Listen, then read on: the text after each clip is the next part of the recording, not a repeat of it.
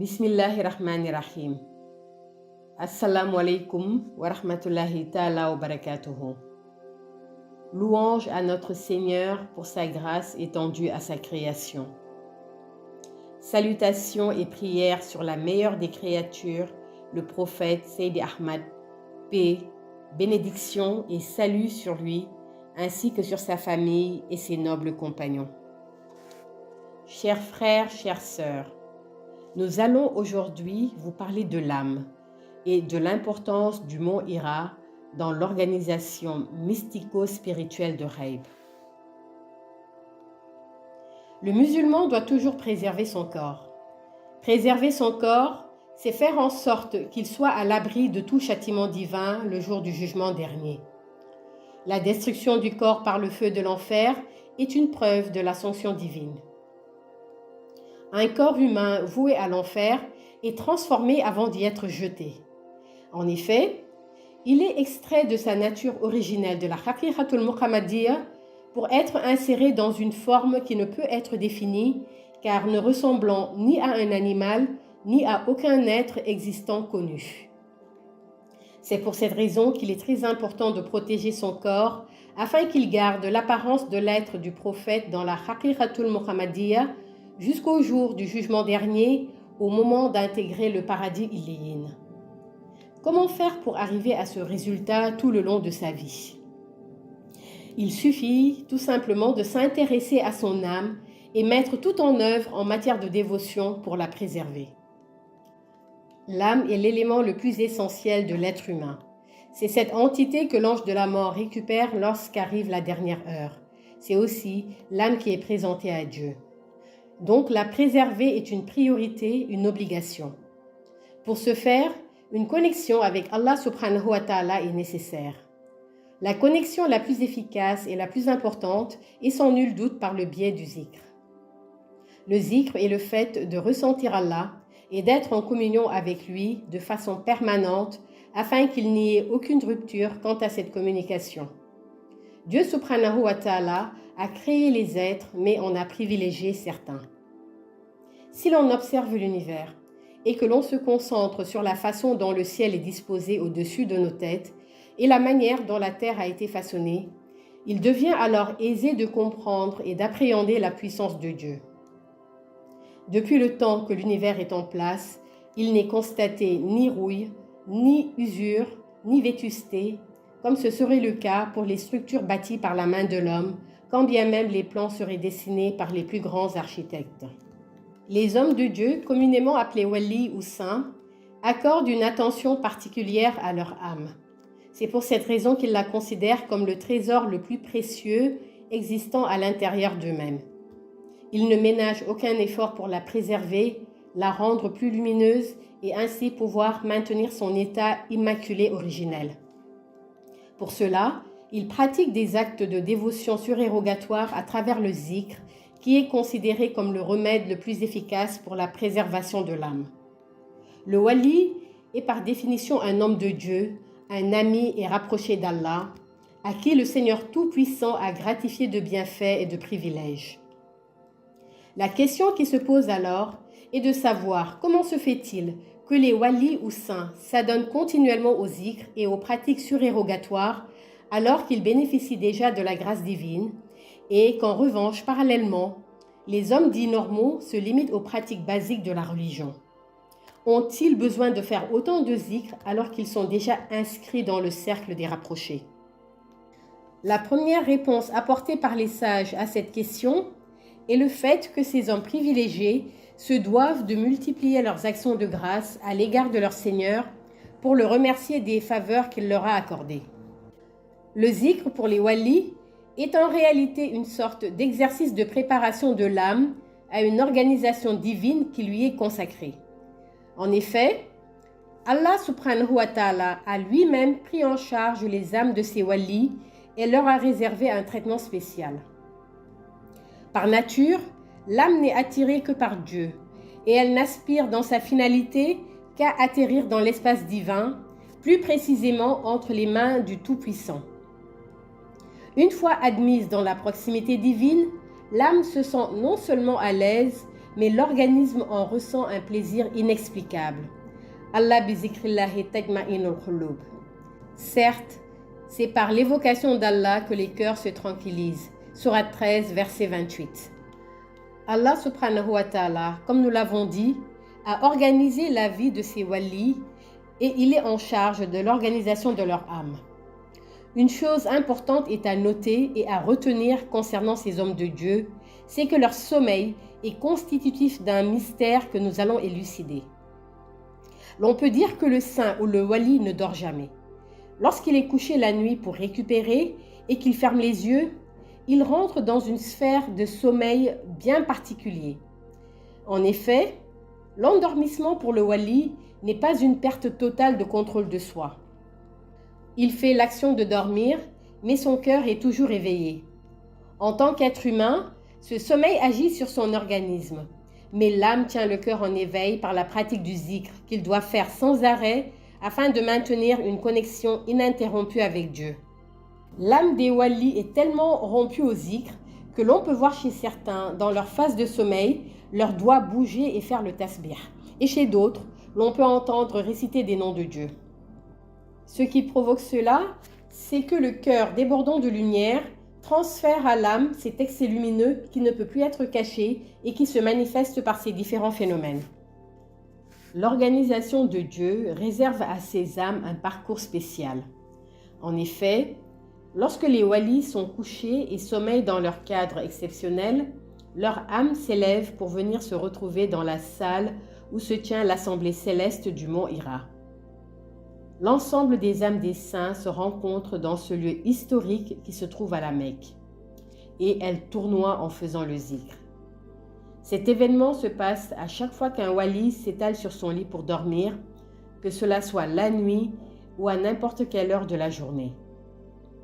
Ce passage dans la salle de l'assemblée céleste du mont Hira est obligatoire avant que l'âme n'aille voguer vers d'autres endroits. Grâce à cette interconnexion des âmes, les walis se connaissent et se reconnaissent parfaitement. Cette connaissance ne se limite pas au fait de connaître l'identité ou le lieu de résidence d'un camarade wali, mais elle se concentre plutôt sur le fait de pouvoir reconnaître par un profond ressenti, à travers une parole, un son de voix, la personne en face appartenant à ce cercle si restreint. Ce ressenti de la part des walis est la preuve de l'embranchement naturel créé lors des rencontres régulières dans ce haut lieu de l'Assemblée céleste du mont Hira, toutes les nuits et toutes les heures où ils sont censés dormir. Ce temps passé à se côtoyer et à tournoyer ensemble crée ce lien fort qui leur permet de se reconnaître mutuellement lors d'une rencontre fortuite dans le monde de Shahada. Hormis cette rencontre des âmes dans la salle de l'Assemblée céleste du mont Hira, il y en a une autre très importante qui s'y tient également et qui a lieu dans la nuit du 9e au 10e jour de Shahru Muharram. La différence quant à cette rencontre, c'est que les walis y sont présents physiquement et non pas seulement par leur âme. Dans le manuel de Ghaib, il y a une autre condition sine qua non pour la tenue de cette assemblée exceptionnelle et c'est la présence obligatoire des 313 prophètes. Avant d'aller plus loin, nous allons vous faire un petit rappel sur l'histoire du mont Hira et de cette salle spéciale. Le Jabal Hira ou le mont Hira est connu pour être l'endroit où s'isolait régulièrement le prophète Mohammed, paix et salut sur lui, pour se recueillir et méditer. Il se tenait à l'écart du tumulte de la ville, en ce lieu retiré, pour se consacrer à la réflexion. En y allant, son intention n'était nullement d'y recevoir une quelconque inspiration divine ou d'y attendre l'arrivée de l'ange Djibril, mais plutôt pour trouver un endroit calme, difficile d'accès pour les autres, où il ne serait pas dérangé. Il en avait besoin, car lorsque l'on doit prendre des décisions importantes qu'on n'aura pas à regretter plus tard, il faut absolument se tenir à l'écart des gens et réfléchir profondément aux actes qu'il faudra poser. Et c'est au cours de ces séances de méditation que l'organisation de Ghaib pour le monde Shahada s'est manifestée à lui, avec la venue de l'ange Djibril, la descente du Coran et de tout ce qui s'en est suivi. Pour le grand pôle secoureur, ce lieu symbolique est d'une grande importance et qu'il fallait le faire figurer dans l'histoire de Haïb. Il était inconcevable pour lui de passer sous silence cet endroit chargé d'histoire pour la simple et bonne raison qu'Abu Lahab, l'ennemi de l'islam, y a posé les pieds. En effet, Abu Lahab se demandait ce que pouvait faire le prophète Mohammed, paix et salut sur lui, dans ce lieu si reculé et si inaccessible. Il s'y est rendu un jour en espérant le surprendre en pleine communication avec un djinn. Et pour Haïb, à cause de cette visite du lieu sacré de méditation du prophète par cet homme, l'endroit a perdu son caractère symbolique. Le grand pôle secoureur, quant à lui, a estimé que ce lieu mérite d'être réhabilité vu l'importance des événements qui s'y sont passés. Il décida alors de prendre cette concentration de lumière constituée par toutes les actions que le prophète y a faites et tous les événements qu'il y a vécus, pour la transformer en une immense salle, bien plus grande que notre monde actuel, avec une multitude de fauteuils spéciaux et dont le nombre reste inestimable. On trouve également dans cette salle de la vaisselle, des couverts, des objets de décoration, tout cela dans des proportions inimaginables. Le grand pôle secoureur de préciser que, puisque la salle de la Hadaratul Ilahiyya est déjà dans les cieux, la salle de l'Assemblée céleste du mont Hira serait laissée dans l'espace surplombant le mont Hira et fera office de lieu de rencontre annuel la 9e nuit de Shahrul Muharram. Rappelez-vous, la Hadaratul Ilahiyya, c'est cette salle où a lieu la rencontre hebdomadaire des saints toutes les nuits de jeudi à vendredi. Le jour de la cérémonie de la Diwanul Hira, dès 18h, de nombreux anges viennent se positionner pour garder la salle en vue de la grande rencontre qui s'y tiendra. Ils préparent aussi tous les dossiers des événements qui se passeront dans l'année et qui devront atterrir sur la table du Khutbul Zaman lors de la réunion. La nuit sera essentiellement consacrée à la concertation.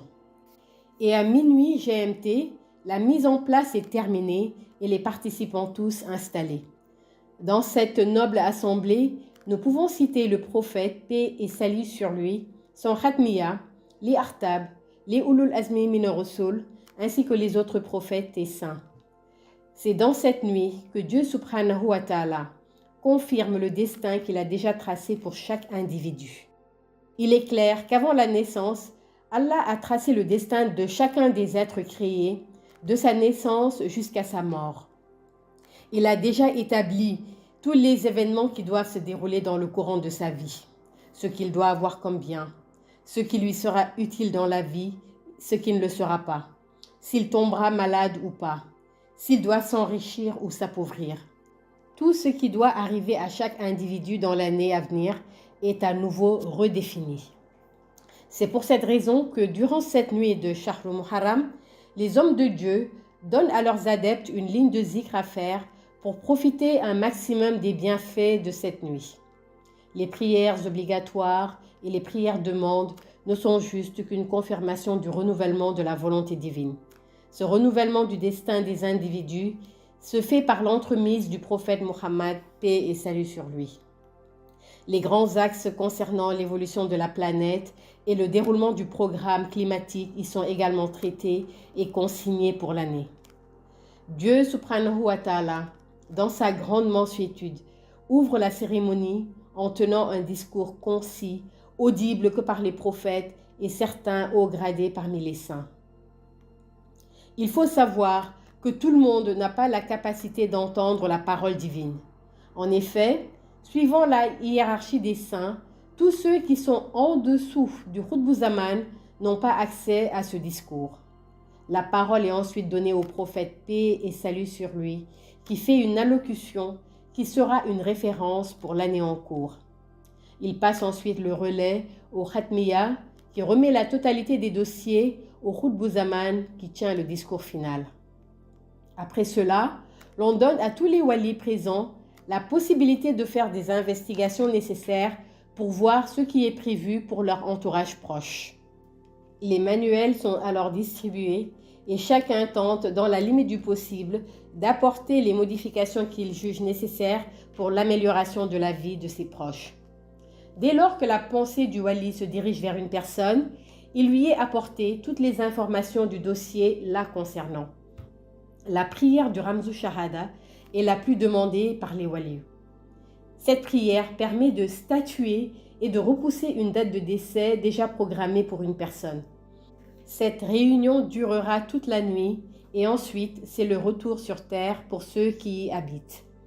Il y a cependant une précision à apporter par rapport à toutes ces âmes qui se rendent au mont Hira, là où se tient l'Assemblée céleste.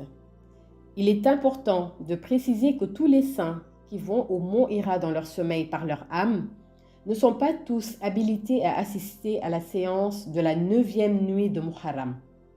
Seuls y assistent ceux qui ont atteint le degré de spiritualité requis pour pouvoir être présents physiquement et qui ont acquis un degré élevé de lumière leur permettant de partager l'espace avec les prophètes. Nous arrivons au terme de cet exposé. Ce récit est extrait des enseignements de notre honorable guide Khutbul Akhtab al-Kabir. Nous vous remercions pour votre attention et nous vous disons à très bientôt sur votre chaîne Les Enseignements du Mardi.